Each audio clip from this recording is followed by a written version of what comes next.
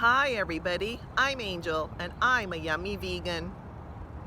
And I wanted to come on today and talk about beyond the plate. On my vegan journey, I first started on a vegan diet. And so for me, my focus was on my plate. What was I eating?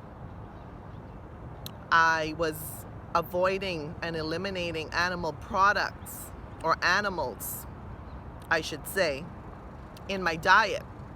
So although I had already given up what we call as meat over 20 years ago, I was still consuming some seafood, dairy, and eggs. So I was a pescatarian vegetarian. And so my focus was on my plate to start. And it was along my vegan journey that I learned that there are animals included in other aspects of our lives. Skincare. So I started to look at labels that are cruelty-free, that are vegan, that do not involve the cruelty, suffering, and death of our beautiful non-human animals.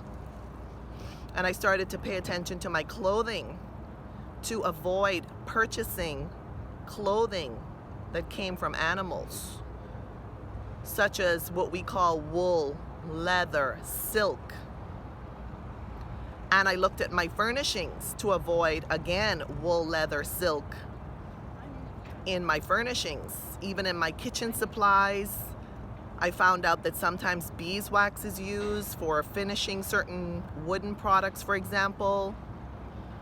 And even for jewelry, I avoided jewelry that had leather or silk, which, was a surprise to me. I didn't even realize that silk was involved in some jewelry items until I started to pay attention. And so it's super important for me to really focus beyond the plate. And I would invite anyone out there on their vegan journey to really pay attention to what's lurking in our lifestyle, not only on our plate, and to really try to reduce the cruelty and suffering and death of our beautiful non-human animals. And even those products that are tested on animals, they involve cruelty, suffering, and death of animals, and they also involve emotional distress on the humans who are actually doing the testing in those labs. And I recently saw a documentary on that, and 3 doctors, researchers, expressed the extreme distress and emotional suffering that they themselves felt, and they just left that profession, quote unquote, to start a more compassionate line of work and contributing to reducing the suffering of our beautiful human and non-human animals. So I would really invite anyone out there to just please pay attention beyond the plate. And I'd super love to hear your thoughts about beyond the plate on your vegan journey and your life's journey in general. And I hope you're doing great.